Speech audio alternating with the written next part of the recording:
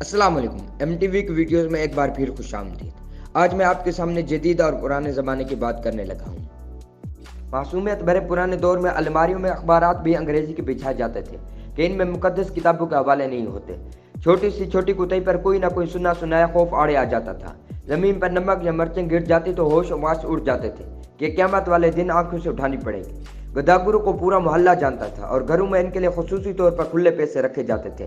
मोहल्ले का डॉक्टर एक ही सुरून से एक ही दिन में 50 मरीजों को टीके लगाता था, लेकिन मजाल है किसी को कोई इन्फेक्शन हो जाए।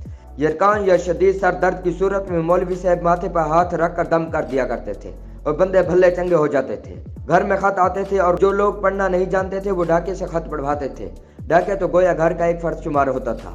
खत लिख भी देता था, पढ़ भी देता था और लस्सी पानी पीकर साइकिल पर ये जा वो जा। इम्तिहानात का नतीजा आना होता, नसरुम मिनल्लाहि फतहुन करीब पढ़ कर घर से निकलते और खुशी खुशी पास होकर आ जाते थे। ये वो दौर था जब लोग किसी की बात समझकर ओके नहीं ठीक कहा करते थे। मौत वाले घर में सब मोहल्लेदार सच्चे दिल से रोते थे और खुशी वाले घर में हकीकी कह के लगाते थे। हरमशाही अपने घर से सालन के एक प्लेट साथ वाले को भेजता और उधर से भी प्लेट खाली नहीं आती थी।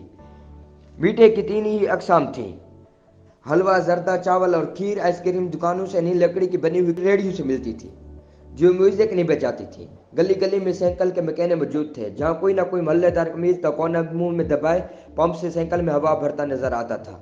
लंगर बढ़ता था तो सबसे पहले हक बच्चों का होता था और दूसरे दिन किसी न किसी गले के कोने से आवाज आ जाती थी, कुड़ियों मुंडियों शाय बंडी ये ले जाओ। और आन के आन में बच्चों का जम्मे गफीर जमा हो जाता और कई आवाजें सुनाई देती, मेरे भाई दहिसा भी दे दो। दूध के पैकेट और दुकानें तो बहुत बाद में वजूद में आई, पहले तो लोग बहाने से दूध लेने जाते थे। गुफ्तगू ही गुफ्तगू थी, बातें ही बातें थी, वक्त ही वक्त था। गलियों में चारपाइयाँ बिछी हुई होती थी, मोहल्ले के बाबा हुक्का पी रहे होते और पुराने बुजुर्गों के वाक़यात बयान कर रहे होते थे। जिन घरों में टीवी आ चुका था उन्होंने अपने दरवाजे मोहल्ले के बच्चों के लिए हमेशा खुले रखे।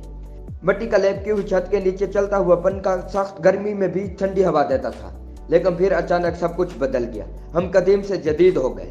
अब बावर्ची खाना सीढ़ी के नीचे नहीं होता, खाना बैठ कर नहीं पकाया जाता, दस्तरखान शायद ही कोई इस्तेमाल करता हूँ। मंजिल से टूथपेस्ट तक के सफर में हमने हर चीज बेहतर से बेहतर कर ली, लेकिन पता नहीं क्यों इस कदर सहूलतों के बावजूद हमें घर में ऐसा डब्बा जरूर रखना पड़ता है जिसमें डिप्रेशन, सर दर्द, ब्लड प्रेशर, नींद और विटामिन की गोलियां हर वक्त मौजूद हूँ।